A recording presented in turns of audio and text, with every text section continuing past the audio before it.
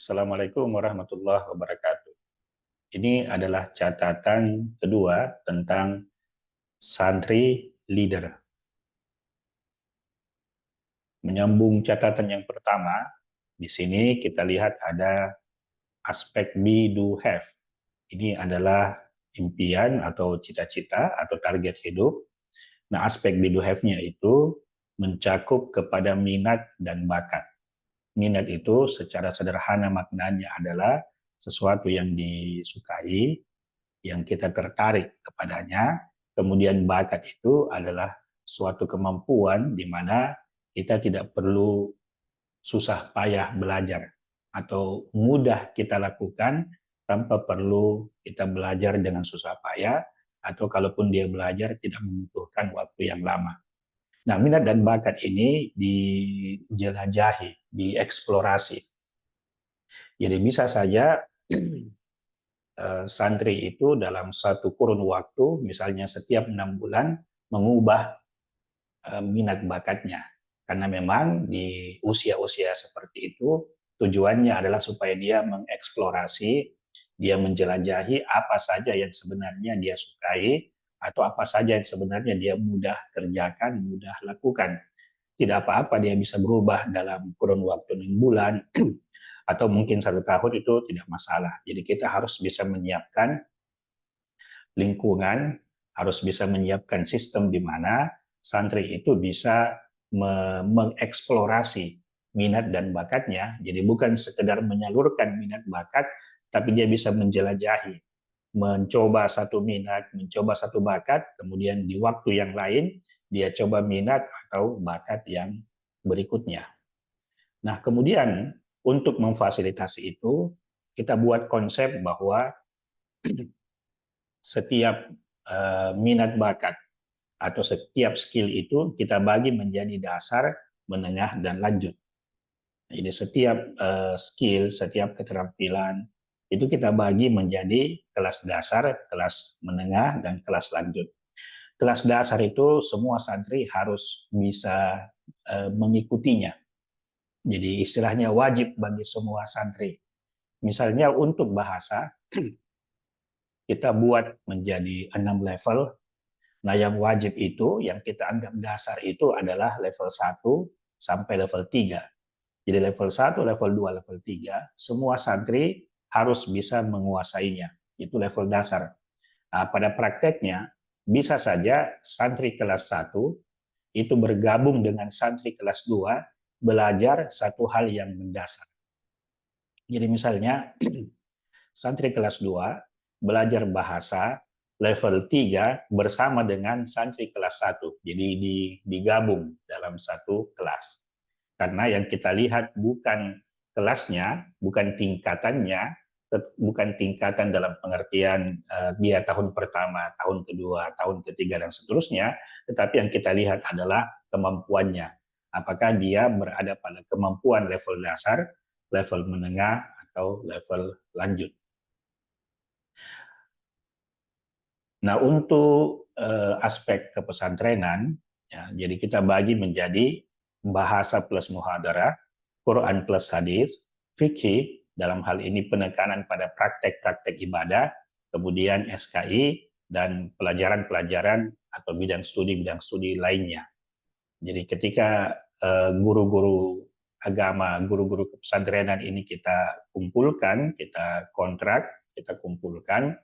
Nah, kemudian kita bagi menjadi guru bahasa Arab Inggris plus muhadarah. Jadi mereka nanti yang akan mengajar, melatih santri-santri untuk bisa melakukan muhadarah. Jadi muhadarahnya tidak lagi umum, tetapi dia seperti yang tadi sudah disampaikan, dia kita pecah menjadi beberapa level.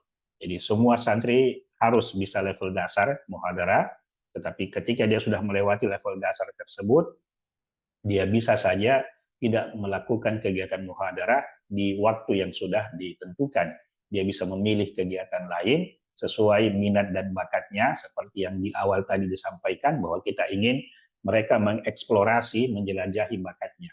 Sehingga santri itu kita tidak kurung mereka dalam satu waktu selama 3 tahun hanya belajar itu saja, itu tidak. Tapi kita sudah membaginya menjadi beberapa level.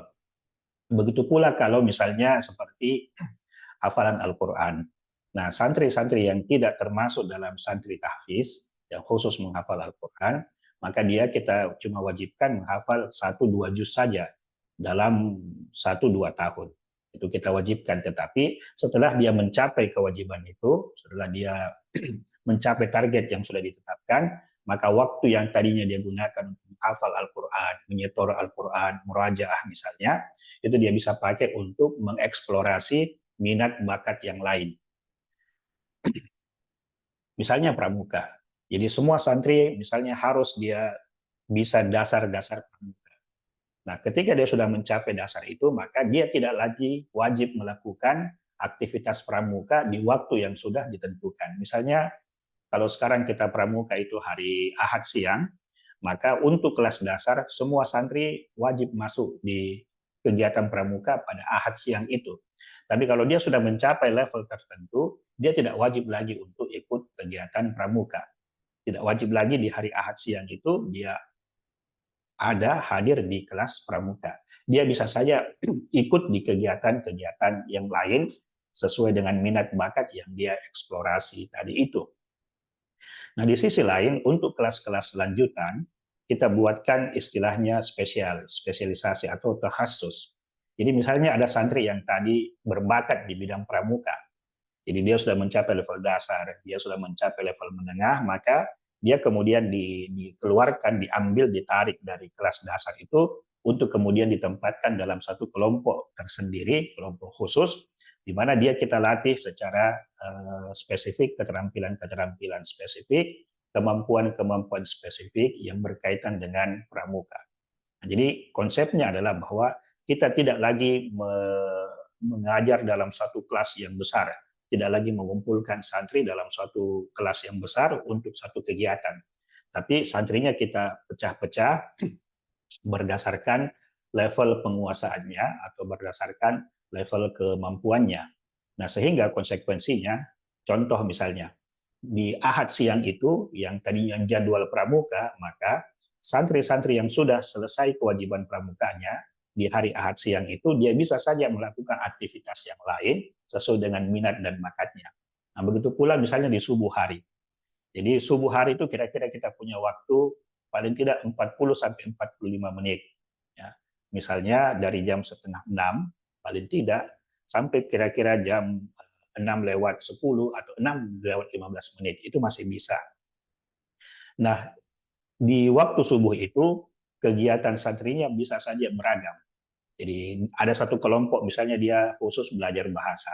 Ada satu kelompok lagi misalnya dia khusus belajar muhadarah. Ada satu kelompok lagi misalnya dia khusus belajar olahraga atau berlatih olahraga. Di satu tempat yang lain dia berlatih marawis. Nah, latihan-latihan ini bisa saja kita anggap sebagai kelas-kelas takhasus di mana santri yang sudah mencapai target-target tertentu, kita bebaskan dia dari kegiatan-kegiatan wajib karena dia sudah penuhi kewajibannya, kemudian kita beri dia alokasi waktu di waktu-waktu yang sudah kita tetapkan supaya bisa mengeksplorasi minat atau bakatnya yang lain. Nah, ketika santri mengeksplorasi bakat minatnya ini, peran pengawas di situ adalah mengawasi baik secara umum, lokasi-lokasi umum di dalam kampus, maupun dia bisa saja ditugaskan untuk mengawasi satu kegiatan tertentu, mengawasi santri di 1-2 kegiatan tertentu. Jadi muallimnya, pengajarnya menghandle kelas, kemudian pengawas itu mengawasi santri baik di satu tempat tertentu ataupun dia bisa patroli, bisa berkeliling. Nah, itu kira-kira gambarannya sehingga kegiatan-kegiatan santri itu berdasarkan target. Ya, jadi bukan sekedar bahwa hari ini harus kegiatan ini, jam ini harus kegiatan ini. Itu tidak lagi, tetapi berdasarkan target. Apa yang sudah santri capai. Nah, kalau dia sudah mencapai level tertentu, ya dia dibebaskan dari aktivitas tersebut. Jadi, tidak perlu lagi dia melakukan rutinitas yang sama selama 3 tahun di waktu yang sama. Itu tidak perlu lagi.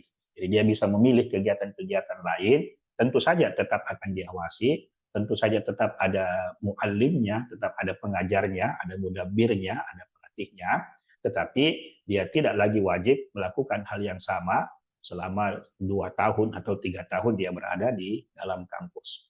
Itu catatan kedua tentang santri leader. Assalamualaikum warahmatullahi wabarakatuh.